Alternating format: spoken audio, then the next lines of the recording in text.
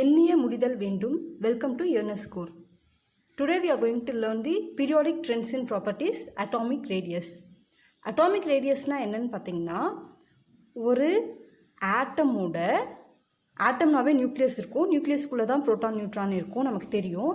அந்த நியூக்ளியஸோட சென்டரில் இருந்து அந்த ஆட்டமோட லாஸ்ட் வேலன்ஸ் ஷெல் இருக்குது பார்த்தீங்களா, அந்த வேலன்ஸ் ஷெல்லில் இருக்கிற எலக்ட்ரானுக்கும் அந்த சென்டருக்கும் நியூக்ளியஸோட சென்டருக்கும் அந்த வேலன்ஸ் ஷெல்லில் இருக்கிற எலக்ட்ரானுக்கும் இருக்கிற டிஸ்டன்ஸ் தான் வந்து atomic radius. Distance between the centre of its nucleus and the outermost shell containing the valence electron. Outermost shell இப்போ வந்து நான் ஹைட்ரஜனுக்கு போட்டு காமிச்சிருக்கேன். ஹைட்ரஜனுக்கு வந்து ஒரே ஒரு ஷெல் தான் இருக்கும். அதனால் ஒரு ஷெல்லில் இருக்கிற ஒரு எலக்ட்ரானுக்கும் நியூக்ளியஸோட சென்டருக்கும் இருக்க டிஸ்டன்ஸ் நான் போட்டுட்டேன்.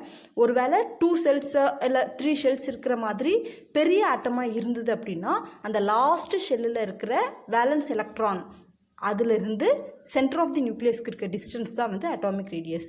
ஆனால் எல்லா ஃப்ரீ ஆட்டம்க்கும் ஐசோலேட்டட் ஆட்டம்க்கு வந்துட்டு அட்டாமிக் ரேடியஸை மெஷர் பண்ணுறது வந்து பாசிபிள் கிடையாது. It's not possible unless only for noble gases இது வந்து பாசிபிளாக இருக்குது. அட்டாமிக் ரேடியஸ் வந்து நோபல் கேஸஸ்க்கு மட்டும் ஐசோலேட்டட் ஆட்டமாக இருக்கும்போது நம்மளால் மெஷர் பண்ண முடியும்.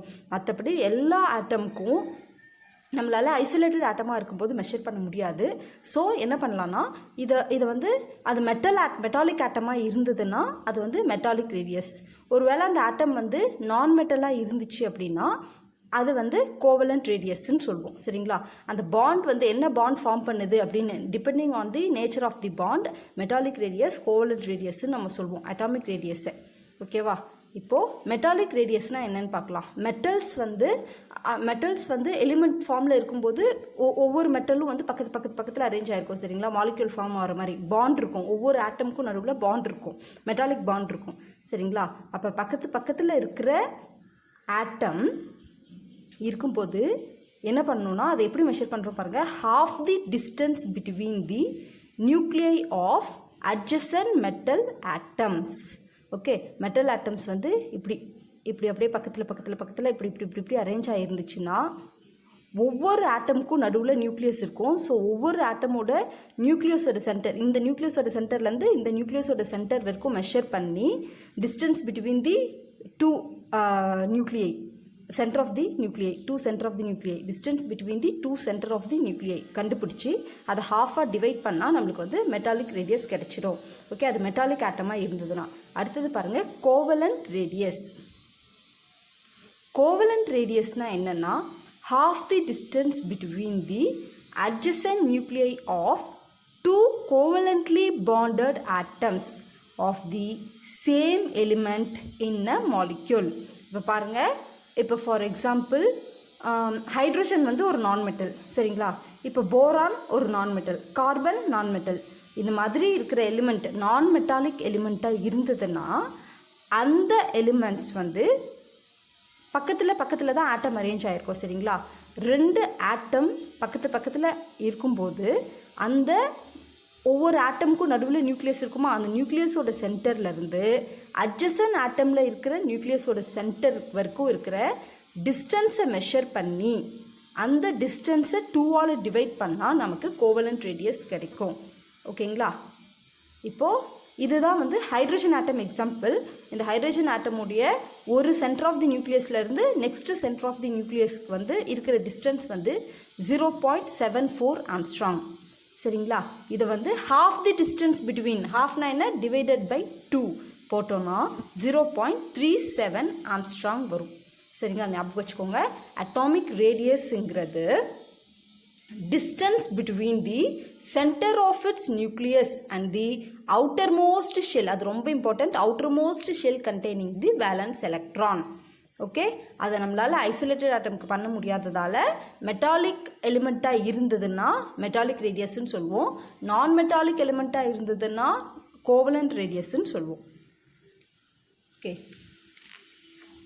இப்போ வந்து நம்ம பீரியாடிக் ட்ரெண்ட் பார்க்கலாம். இப்போ இந்த அட்டாமிக் ரேடியஸ் வந்து பீரியாடிக் டேபிளில் அலாங் தி பீரியட் நம்ம சொன்னோம், ஹரிசாண்டல் ரோஸ் எல்லாமே பீரியட்ஸ். ஸோ இந்த அலாங் தி பீரியட் வந்து லெஃப்டில் இருந்து ரைட்டில் பீரியாடிக் டேபிளில் மூவ் பண்ணிட்டு போனீங்கன்னா அட்டாமிக் ரேடியஸ் வந்து டிக்ரீஸ் ஆகுது. இது ரொம்ப இம்பார்ட்டன்ட் பாருங்கள். அட்டாமிக் ரேடியஸ் வந்து டிக்ரீஸ் ஆகுது. ஏன் டிக்ரீஸ் ஆகுது அப்படிங்கிறதுக்கான ரீசன் பாருங்கள். Same valence shell. வேலன்ஸ் ஷெல்னா என்னது? Outer most shell. சரிங்களா? அவுட்டர் மோஸ்ட் ஷெல் வந்து சேமாக இருக்குது. அந்த ஷெல் நம்பர் வந்து சேமாக இருக்கும். ஓகே, ஆக்சுவலாக outermost valence shell number. Okay, shell number வந்து சேமாக இருக்கும். அடுத்தது நம்பர் ஆஃப் ப்ரோட்டான்ஸ் வந்து இன்க்ரீஸ் ஆகும்.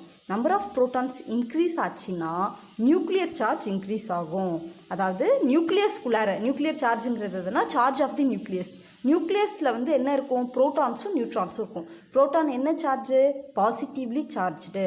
சரிங்களா? இப்போ பாசிட்டிவ் சார்ஜ் இன்க்ரீஸ் ஆக அது என்ன பண்ணுன்னா நெகட்டிவ்லி சார்ஜாக இருக்கிற எலக்ட்ரான்ஸை வந்து அட்ராக்ட் பண்ணிகிட்டே இருக்கும். ஓகே, நமக்கு ஆல்ரெடி தெரியும் positive charge will attract negative charge. So positively charged protons negatively charged எலக்ட்ரான்ஸை வந்து அட்ராக்ட் பண்ணும். ஓகே, அப்படி இருக்கும்போது என்ன நடக்குதுன்னு பாருங்கள். நான் electronic configuration of second period element நான் வந்து எழுதியிருக்கிறேன். ஓகே, செகண்ட் பீரியடில் வந்து lithium, beryllium, boron, carbon, nitrogen, oxygen இருக்குது. அதை எழுதியிருக்கேன் பாருங்கள். இந்த எலக்ட்ரானிக் கான்ஃபிகரேஷன் எல்லாத்துலேயும் பாருங்கள் செகண்ட் இதுதான் ஷெல் நம்பர்னு நான் சொல்லியிருக்கேன் ஆல்ரெடி. இதுதான் 1 2ன்னு போட்டிருக்கேன் பாருங்கள், அதான் ஷெல் நம்பர். இது எல்லாத்துலேயும் பாருங்கள் நம்பர் ஆஃப் எலக்ட்ரான்ஸ் இன்க்ரீஸ் ஆகுது. ஆனால் ஷெல் நம்பர் வந்து 2. இங்கேயும் 2, இங்கேயும் 2 2 2. நியூ ஆர்பிட்டாலில் எலக்ட்ரான்ஸ் என்டர் ஆகிருக்கு, ஆனால் நியூ ஷெல்லில் வந்து என்டர் ஆகலை. ஸோ எல்லாத்துக்குமே சேம் ஷெல் நம்பர். ஆனால் பாருங்கள், இதுதான் வந்து அட்டாமிக் நம்பர் தான் வந்து நம்பர் ஆஃப் ப்ரோட்டான்ஸ் இல்லையா? நம்பர் ஆஃப் ப்ரோட்டான்ஸ் பாருங்கள் இன்க்ரீஸ் ஆகிட்டே வருது. ஒன்றா இன்க்ரீஸ் ஆகிட்டே வருது. குரூப் அதாவது பீரியடை வந்து லெஃப்ட்லேருந்து ரைட் வரைக்கும் தள்ளி போகும்போது அப்படியே இன்க்ரீஸ் ஆகிட்டே போகுது. சரிங்களா? இன்க்ரீஸ் ஆகி போகும்போது நம்பர் ஆஃப் ப்ரோட்டான்ஸ் இன்க்ரீஸ் ஆகுது. நம்பர் ஆஃப் ப்ரோட்டான்ஸ் இன்க்ரீஸ் ஆகுதால என்ன ஆகுது? இங்கே பாருங்கள், இங்கே நான் 2 ஸ்ட்ரக்சர் வரைஞ்சிருக்கேன். பெரிலியத்தோட ஆட்டம் இது. பெரிலியத்தோட ஆட்டம்க்கு நியூக்ளியஸில் வந்து 4 ப்ரோட்டான்ஸ் இருக்கும். ஓகே, இந்த 4 ப்ரோட்டான்ஸை இந்த 4 எலக்ட்ரான்ஸை வந்து அட்ராக்ட் பண்ணும். சரிங்களா? இந்த 4 எலக்ட்ரான் எங்கே இருக்குன்னு பாருங்கள். அவுட்டர் மோஸ்ட் ஷெல் இதுதான். இந்த அவுட்டர் மோஸ்ட் ஷெல்லில் அவுட்டர் மோஸ்ட் ஷெல் வந்து ஷெல் நம்பர் 2. ஓகே, இது பிங்க் கலரில் ஒரு சர்க்கிள் இருக்கு இல்லையா? அதுதான் ஷெல் நம்பர் 2. இதில் பாருங்கள் 2 எலக்ட்ரான்ஸ் இருக்குது. இந்த 2 எலக்ட்ரான்ஸை வந்து இது அட்ராக்ட் பண்ணும். இந்த 2வையும் அட்ராக்ட் பண்ணும், இந்த 2வையும் அட்ராக்ட் பண்ணும். இப்போ இந்த அட்ராக்ஷன் ஃபோர்ஸ் இதை விட இதுக்கு வந்து கொஞ்சம் கம்மியாக தான் இருக்கும். இது வந்து பக்கத்திலே இருக்கு இல்லையா? சீக்கிரமாக ஈஸியாக அட்ராக்ட் பண்ணிவிடும். இது கொஞ்சம் லேட்டாக அட்ராக்ட் பண்ணும். ஆனால் இந்த 4 ப்ரோட்டான்ஸ் வந்து அட்ராக்ட் பண்ணும். இப்போ இங்கே பாருங்கள், இங்கே வந்து 6 ப்ரோட்டான்ஸ் இருக்குது. ஓகே, இந்த 6 ப்ரோட்டான்ஸ் இந்த 6 எலக்ட்ரான்ஸை தான் அட்ராக்ட் பண்ண போகுது. ஆனால் இது வந்து நெக்ஸ்ட் ஷெல்லில் இல்லை பாருங்கள், இதுவும் அதே டிஸ்டன்ஸ் தான். இங்கே 2 எலக்ட்ரான்ஸ் இருந்ததும் ஒரே டிஸ்டன்ஸ் தான். இங்கே 4 எலக்ட்ரான்ஸ் வந்து அதே டிஸ்டன்ஸில் இருக்குது. ஸோ இந்த 6 ப்ரோட்டான் என்ன பண்ண முடியும்னா இதுக்கு வந்து நிறைய கெப்பாசிட்டி இருக்குது, நல்லா பிடிச்சி இழுக்க முடியும். ஸோ நல்லா பிடிச்சி கிராஸ்ப் பண்ணும்போது இந்த சைஸ் வந்து பெரிலியத்தை விட குட்டி ஆகிடுது. இந்த அட்ராக்ஷன் ஃபோர்ஸால் குட்டி ஆகிடுது, ஷ்ரிங்க் ஆகிடுது. ஓகேங்களா? புரிஞ்சுதா? அதனால தான் வந்து அட்டாமிக் ரேடியஸ் வந்து லெஃப்ட்லேருந்து ரைட்டுக்கு போகும்போது டிக்ரீஸ் ஆகுது. ஓகேவா? அடுத்தது குரூப் வைஸ் பாருங்கள். Group wise top to bottom நம்ம பீரியாடிக் டேபிளில் டாப்லேருந்து பாட்டம் வரைக்கும் மூவ் பண்ணும்போது அட்டாமிக் ரேடியஸ் வந்து இன்க்ரீஸ் ஆகுது. சரிங்களா? அதுக்கான ரீசன் என்னன்னு பார்த்தீங்கன்னா valence shell increases. Okay, valence shell, அதாவது வேலன்ஸ் ஷெல் இங்கேயும் வந்து வேலன்ஸ் ஷெல் நம்பர் தான் வந்து இன்க்ரீஸ் ஆகும். Okay, valence shell number increase ஆகுது. இன்க்ரீஸ் ஆகும்போது என்ன ஆகும் அப்படின்னா distance between the nucleus and valence shell increases. Okay, இப்போ பாருங்களேன், இதிலே கூட பாருங்களேன், இது வந்து ஃபர்ஸ்ட் ஷெல். ஓகே, நியூக்ளியஸோட சென்டருக்கும் ஃபர்ஸ்ட் ஷெல்லுக்கும் எவ்வளோ டிஸ்டன்ஸ் இருக்குது? ஃபார் எக்ஸாம்பிள் சும்மா 2 மீட்டர் அப்படின்னா, சும்மா எக்ஸாம்பிளுக்கு சொல்கிறேன், 2 மீட்டர் அப்படின்னா செகண்ட் ஷெல் பாருங்கள் இதை விட கொஞ்சம் தூரமாக இருக்குது. கரெக்டாக?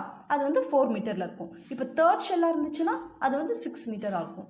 So distance between the centre of the nucleus and outermost shell increases. When the shell number increases, இது மாதிரி டிஸ்டன்ஸும் இன்க்ரீஸ் ஆகும். சரிங்களா? அடுத்தது இப்போது அதுக்கான எக்ஸாம்பிள் எழுதியிருக்கேன். Electronic configuration of group 1 elements நான் எழுதியிருக்கேன் பாருங்கள். இதெல்லாம் வந்து குரூப் 1ல் இருக்க எலிமெண்ட்ஸ் தான். அதோட அட்டாமிக் நம்பர் நான் எழுதியிருக்கேன். ஓகே, அட்டாமிக் நம்பருங்கிறது number of protons or number of electrons. இப்போ பாருங்கள், இதோட ஷெல் நம்பர் 2, இதோட ஷெல் நம்பர் 3, இதோட ஷெல் நம்பர் 4, இதோட ஷெல் நம்பர் 5, இதோட shell number 6. So on moving down the group டாப்லேருந்து பாட்டம்க்கு வரும்போது எலக்ட்ரான்ஸ் வந்துட்டு நெக்ஸ்ட் ஷெல்லில் என்டர் ஆகுது. சரிங்களா? அதுக்கான எக்ஸாம்பிள் வரைஞ்சிருக்கேன் பாருங்கள். லித்தியமுடைய ஆட்டம் இது. 3 ப்ரோட்டான் சென்டரில் இருக்கும். இந்த 3 ப்ரோட்டான்ஸ் வந்து அட்ராக்ட் பண்ணுறதுக்கு வேலன்ஸ் ஷெல் வந்து செகண்ட் ஷெல்லிலே இருக்குது. ஓகே, ஆனால் இங்கே சோடியமில் பாருங்கள், ஃபஸ்ட்டு ஷெல் செகண்ட் ஷெல் ஃபுல்லாக கம்ப்ளீட் ஆகி தேர்ட் ஷெல்லில் என்டர் ஆகுது. ஸோ ஆட்டோமேட்டிக்காக இந்த சென்டர் ஆஃப் தி நியூக்ளியஸ்லேருந்து இந்த அவுட்டர் மோஸ்ட் ஷெல்லுக்கு வந்து டிஸ்டன்ஸ் வந்து அதிகமாகிறதால இந்த அட்ராக்ஷன் ஃபோர்ஸும் கம்மியாக இருக்கும். So size increases, atomic radius increases on moving down the group. புரிஞ்சுதுங்களா? தேங்க்யூ.